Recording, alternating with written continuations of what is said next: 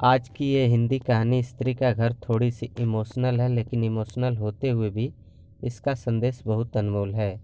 आपकी आंखें थोड़ी नम करने के साथ साथ आपके दिलो दिमाग पर यह कहानी छाप छोड़ जाएगी, इसलिए इसे एक बार ज़रूर पढ़िए। तुम्हें कितनी बार बताया है, मेरे तैयार होने से पहले मेरा नाश्ता तैयार हो जाना चाहिए। शादी के 25 सालों बाद भी मुझे क्यों बार बार एक ही बात बतानी पड़ती है लता? तुम्हें क्या है, तुम तो आराम से घर पर रहोगी, मुझे काम पर जाना पड़ता है। तुम हो कि हमेशा बेवकूफ़ों जैसी हरकत करती हो। अगर तुम यह जानबूझकर करती हो तो याद रखना, मुझसे बुरा कोई नहीं होगा। आज भी प्रशांत का पारा चढ़ा हुआ था। इन कटु शब्दों में अपना गुस्सा उतारते हुए, गीला तौलिया कुर्सी पर फेंकते हुए प्रशांत गुस्से से लता की तरफ देखने लगा। लता के लिए प्रशांत का यह बेवजह का गुस्सा कोई नई बात नहीं थी। वो महीने में 3-4 बार ऐसे ही लता पर बरस पड़ता था। पहले पहले लता उसका विरोध किया करती थी, लेकिन जब कई सालों से प्रशांत में कोई बदलाव नहीं दिखा तो लता ने खुद को ही बदल दिया। अब प्रशांत के कुछ भी कहने से लता को कोई फर्क नहीं पड़ता था। प्रशांत की हर बात वो चुपचाप सिर नीचे झुकाए सुन लेती थी। शादी के पहले 5 साल तक लता ने पूरी कोशिश की थी कि प्रशांत को बदला जाए, लेकिन फालतू का गुस्सा करना और बाद में लता को भला बुरा कहना यह मानो जैसे उसकी आदत बन गई थी। कोई भी वाद विवाद होता तो प्रशांत सीधा लता को बोल देता, अगर मैं तुम्हें अच्छा नहीं लगता तो क्यों नहीं चली जाती अपने मायके, क्यों रहती हो मेरे साथ। इतना सब कुछ होने के बावजूद लता प्रशांत के साथ रहती थी, क्योंकि उसे अपनी बेटी की फिक्र थी। और वह जाती भी तो कहाँ, अपने बूढ़े हो चुके माँ बाप को इस उम्र में परेशान करना वह नहीं चाहती थी। समाज और लोग क्या कहेंगे, यह भी तो उसे देखना था। वह इतनी पढ़ी लिखी भी तो नहीं थी कि खुद जाकर कोई नौकरी कर सके और अपना और अपनी बेटी का पालन पोषण कर सके। लता को अब अपनी फिक्र नहीं थी, उसको फिक्र थी तो बस अपनी शादी लायक हो रही बेटी की। लता नहीं चाहती थी कि पति पत्नी के झगड़े की वजह से काव्या डिस्टर्ब हो। काव्या की पढ़ाई पूरी हो चुकी थी, उसके लिए अब शादी के रिश्ते आने लगे थे। कई रिश्तों को काव्या ठुकरा चुकी थी।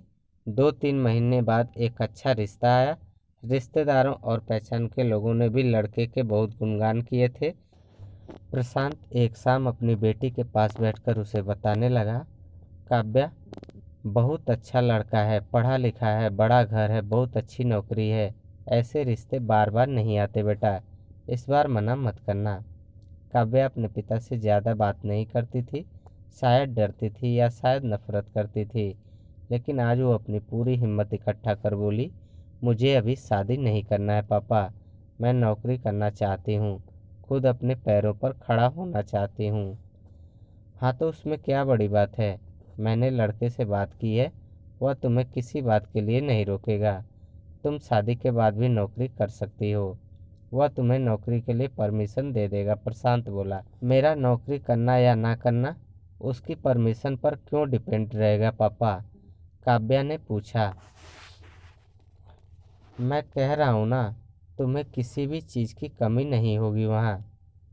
ऐसे रिश्ते बार बार नहीं आते, इसे ठुकरा मत, बहुत खुश रहोगी तुम वहाँ। प्रशांत बोला, पापा क्या मैं उतनी ही खुश रहूँगी जितनी मम्मी इस घर में खुश है?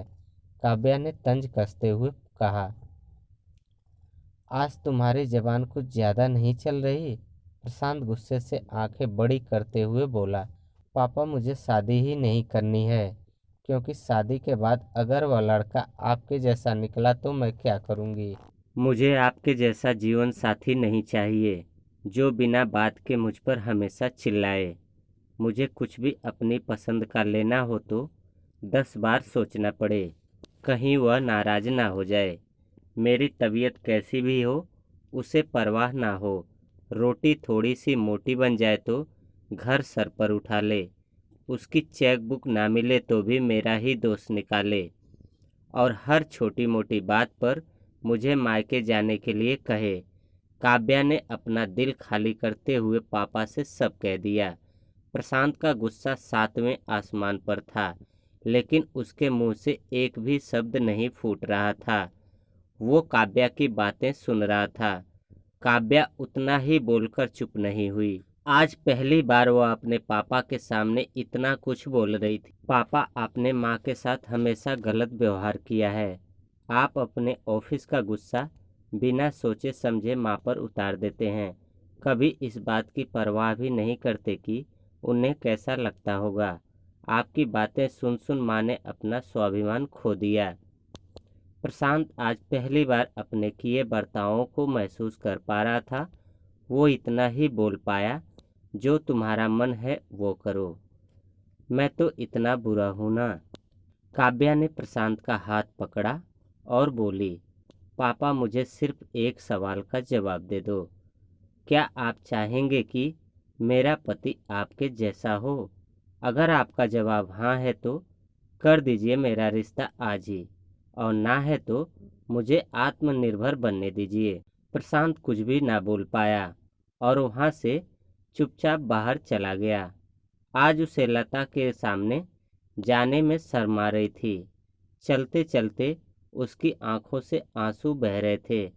प्रशांत ने आज से अपने आप को बदलने का निश्चय किया। अगले दिन से लता ने अपने पति में काफ़ी बदलाव देखा। वह सोचने लगी कि जो हिम्मत काव्या ने दिखाई है, वह हिम्मत अगर मैं पहले ही दिखा देती तो शायद आज परिस्थिति कुछ और होती। अब काव्या पढ़ लिख कर अच्छी नौकरी करने लगी थी और 3 साल बाद उसके लिए एक अच्छा रिश्ता आया।